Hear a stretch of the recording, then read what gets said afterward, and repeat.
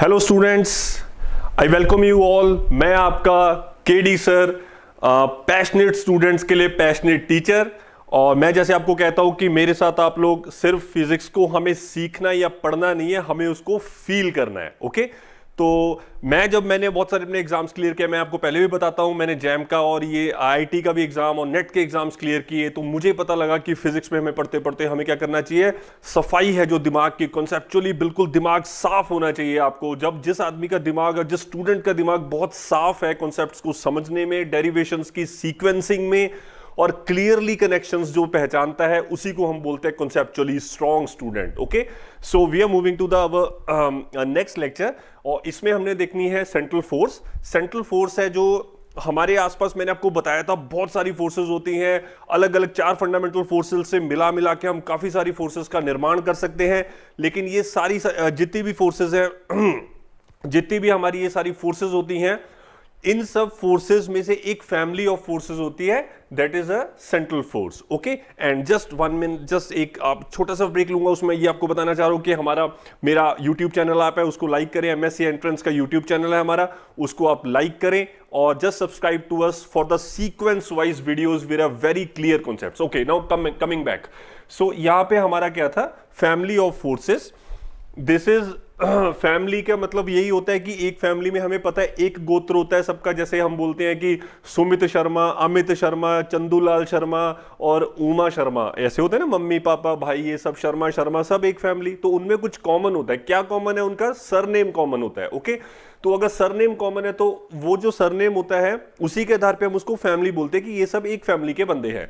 इसी तरीके से जो हमारी सेंट्रल फोर्सेस होती है, ये भी एक फैमिली ऑफ फोर्सेस है। तो सेंट्रल फोर्स मात्र एक फोर्स नहीं है, ये बहुत सारी फोर्सेस का एक बंच है, एक सेट है। उन सारी फोर्सेस में कुछ कॉमन है। जैसे फैमिली में मैंने आपको बताया कि क्या कॉमन होता है, सरनेम कॉमन होता है। तो इसमें क्या कॉमन है, I will tell you in just few minutes. Okay, तो इसमें आई तो अब फर्स्ट बात आप ये बस याद रखिए कि ये फैमिली ऑफ फोर्सेस है। This is a very important force. क्यों इंपॉर्टेंट है? क्योंकि हमारे आसपास की जो जबरदस्त फोर्सेस है, जैसे कौन कौन सी फोर्सेस हैं, ग्रेविटेशनल फोर्स, ग्रेविटेशनल फोर्स, और कौन सी होती है, इलेक्ट्रोस्टैटिक फोर्स, जो हम पढ़ पढ़ के इतना ज्यादा पढ़ लेते हैं कि दिमाग हिलने लग जाता है, देख के मन घबराता है, अरे भैया कब तक पढ़ेंगे ये सब। तो भाई ये हमारी जो फोर्सेस होती है ग्रेविटेशन और इलेक्ट्रोस्टैटिक, ये भी तो एक तरह की सेंट्रल फोर्सेस ही होती हैं। तो that is why I am saying you these are very important family of forces.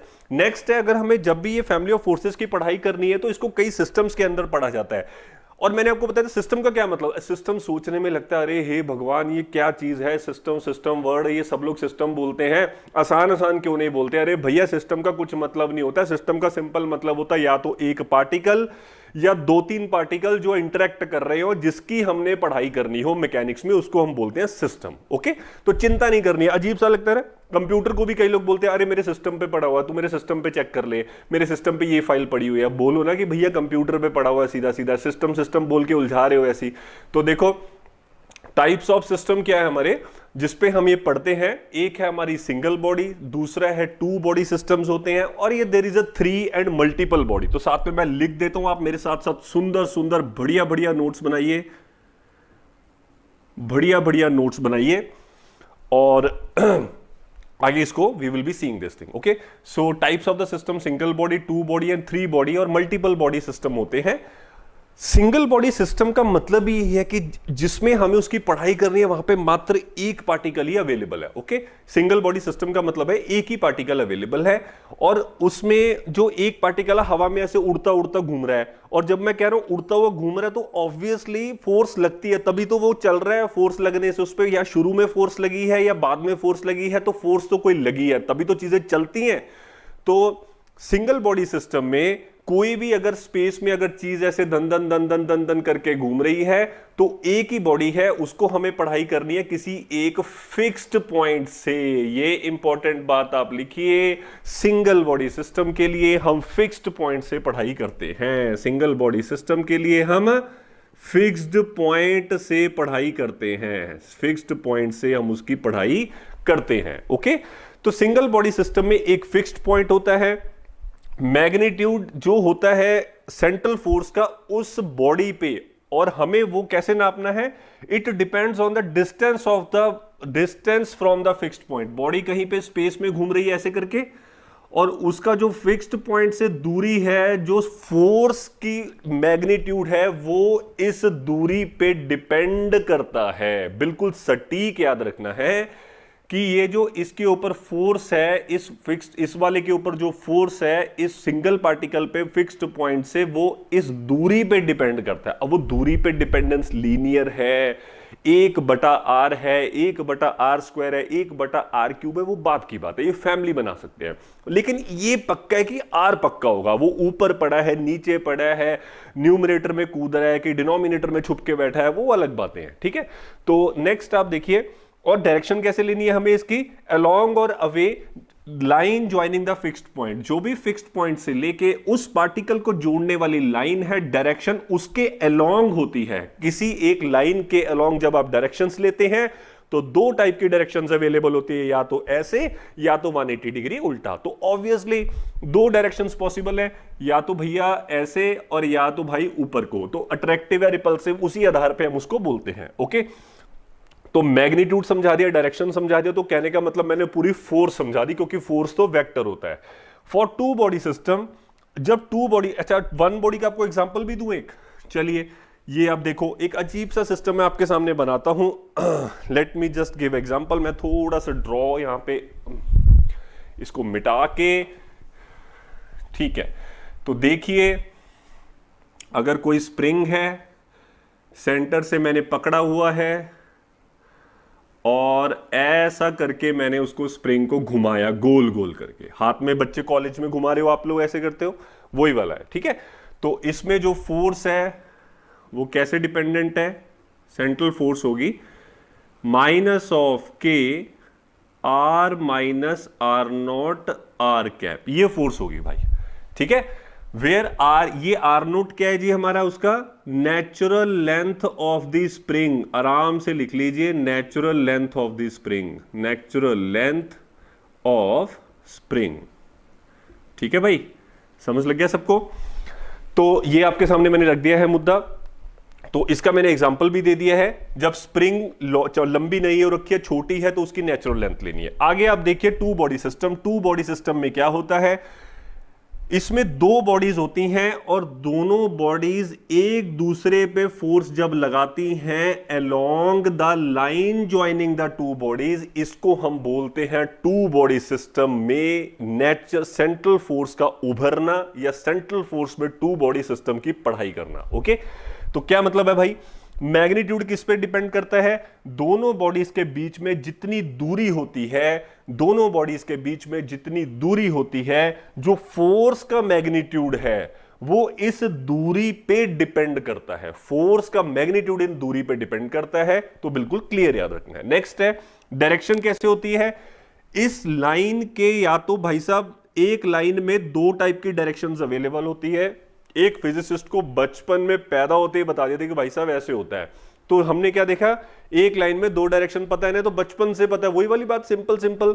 या तो भाई जो डायरेक्शंस अवेलेबल हो सकती हैं, तो ये जो अट्रैक्टिव के लिए हैं, और ये जो मैं देखो बड़े वाले ड्रॉ कर रहा हूं ना, ये रिपल्सिव के लिए हैं। तो या तो उस लाइन के लॉन्ग दूर दूर जाएंगे, या उस लाइन के लॉन्ग पास पास आएंगे। ठीक है, सो दो टाइप की डायरेक्शंस अवेलेबल होती हैं। तो दोनों में से कोई भी हो, बोलोगे तो सेंट्रल ही। क्या कर रहे हैं? हम डेफिनेशंस देख रहे हैं कि सेंट्रल फोर्स कैसी होनी चाहिए। फोर्स का मैग्नीट्यूड दूरी पे डिपेंड होना चाहिए, और जो वो फोर्स की दिशा है अलोंग द लाइन हमारी होनी चाहिए। Okay, so I think I am 100% clear. One body system में कैसे समझना है, टू बॉडी सिस्टम में उसको कैसे समझना है। टू बॉडी सिस्टम में दोस्तों एक और चीज होती है, मैं यहां काटता हूं ये। टू बॉडी सिस्टम की मैं आपको एग्जांपल भी दे देता हूं। Q1, Q2, M1, M2। ठीक है भाई, Q1 Q2 के बीच में इलेक्ट्रोस्टैटिक। ये एग्जाम्पल है टू बॉडी सिस्टम की सेंट्रल फोर्स का। और इसमें ग्रेविटेशनल, बिल्कुल आसान, कोई चिंता नहीं होनी चाहिए। वो हमें याद है कि ग्रेविटेशनल फोर्स 1/r² होती है अट्रैक्टिव। वो हमें याद है कि ये 1/r² होती है, और ये अट्रैक्टिव भी हो सकती है, रिपल्सिव भी हो सकती है। दोनों चार्ज अलग अलग होते हैं तो अट्रैक्टिव, दोनों चार्ज सेम होते हैं तो रिपल्सिव, और दोनों चार्ज अलग अलग होते हैं तो अट्रैक्टिव। ओके, ये मैंने क्लियर किया। सेंट्रल फोर्स प्रॉब्लम, अच्छा मैं ये वर्ड बार बार आता है पूरे चैप्टर में ना, बिल्कुल बिखरा हुआ है वर्ड की सेंट्रल फोर्स प्रॉब्लम करनी है, सेंट्रल फोर्स। अरे भैया करना क्या है ये तो बताओ, क्या सेंट्रल फोर्स को लेके ऐसे नाचेंगे कि क्या करेंगे, क्या करना है? सेंट्रल फोर्स प्रॉब्लम का मतलब होता है कि जो भी उसमें पार्टिकल या पार्टिकल्स इन्वॉल्व है, सिंगल बॉडी के लिए पार्टिकल इन्वॉल्व होता है और टू बॉडी के लिए पार्टिकल्स इन्वॉल्व होते हैं, उस पार्टिकल की या पार्टिकल्स की, मतलब एक पार्टिकल वाले सिस्टम की या टू पार्टिकल्स वाले सिस्टम के पार्टिकल्स की पोजीशन और वेलोसिटी का पता लगाना, इसी को हम बोलते हैं सेंट्रल फोर्स प्रॉब्लम। मतलब कि और कब लगाना है? समय के अनुसार, कि at time is equal to 0 पे पार्टिकल या पार्टिकल्स कहां थे, और time is equal to at any general time पे वह पार्टिकल और पार्टिकल्स वो कहां थे, ये हमें पता लगाना है दनादन से, कैलकुलेशन कर करके मैथ्स के, और इसी को हम बोलते हैं सेंट्रल फोर्स प्रॉब्लम को सॉल्व करना। ओके, तो एक बात ये हो गई, और साथ में एक वेलोसिटी, दो चीजें मैंने बोली। आपको पता है भाई, जब भी हम मैकेनिक्स पढ़ते हैं वेलोसिटी और पोजीशन का मतलब होता है स्टेट ऑफ द सिस्टम, बिल्कुल दिमाग में सटीक याद रखना है। जब भी हम मैकेनिक्स पढ़ते हैं वेलोसिटी या पोजीशन को हम बोलते हैं state of the system. State of the system को पता लगाना, स्टेट ऑफ द सिस्टम का पता लगाना समय के अनुसार, मतलब 0 पे भी और किसी बाद वाले समय पे। सिंगल बॉडी सिस्टम के लिए एक पार्टिकल का, टू बॉडी सिस्टम में दोनों पार्टिकल का पोजीशन और वेलोसिटी समय के साथ पता लगाना, इसी को हम बोलते हैं सेंट्रल फोर्स प्रॉब्लम। बोलना क्या है मतलब? अरे आपको पता है, आप लोग भविष्यवाणी करते हो, मैकेनिक्स वालों को तो मैं सैल्यूट करता हूं, वो भविष्यवाणी करते हैं। अरे पार्टिकल अभी कहां पड़ा है, 10 मिनट के बाद कहां पड़ा होगा, आधे घंटे के बाद कहां पड़ेगा, तो आप भविष्यवाणी बनते हो। बिल्कुल आप एस्ट्रोलॉन्जर हो। किसके एस्ट्रोलॉन्जर हो? पार्टिकल्स के एस्ट्रोलॉन्जर हो। ओके, तो इसी का हम बोलते हैं सेंट्रल फोर्स प्रॉब्लम।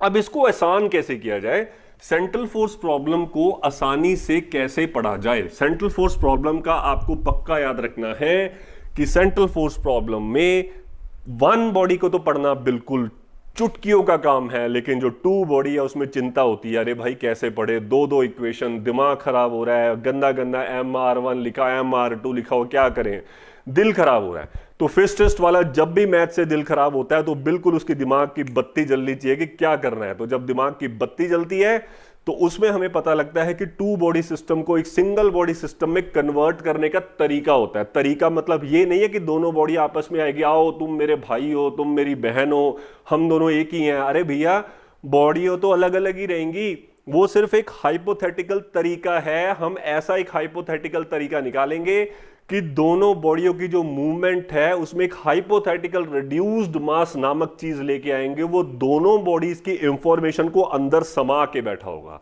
तो ये तो हाइपोथेटिकल है, सच में थोड़ी ना जुड़ जाते हैं वो। तो टू बॉडी सिस्टम को हम सिंगल बॉडी सिस्टम में चेंज करके उसको आसानी से पढ़ाई करते हैं। एग्जाम्पल क्या है टू बॉडी सिस्टम का, एक और लिखिए मेरे साथ साथ आप। एग्जाम्पल ऑफ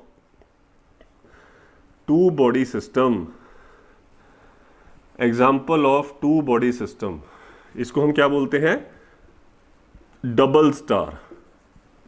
डबल स्टार, आपस में दो स्टार एक दूसरे के आसपास घूमते हैं भाई, दो स्टार एक दूसरे के आसपास घूमते हैं। एक ऐसे ऐसे करके घूमता है और जो दूसरा है वो ऐसे ऐसे करके घूमता है। दोनों स्पाइरल है, एक दूसरे में घुस जाते हैं और लास्ट में एक दूसरे को मिल जाते हैं। उसको हम बोलते हैं टू बॉडी प्रॉब्लम, क्योंकि दोनों स्टार आपस में एक दूसरे के खिंचाव में है।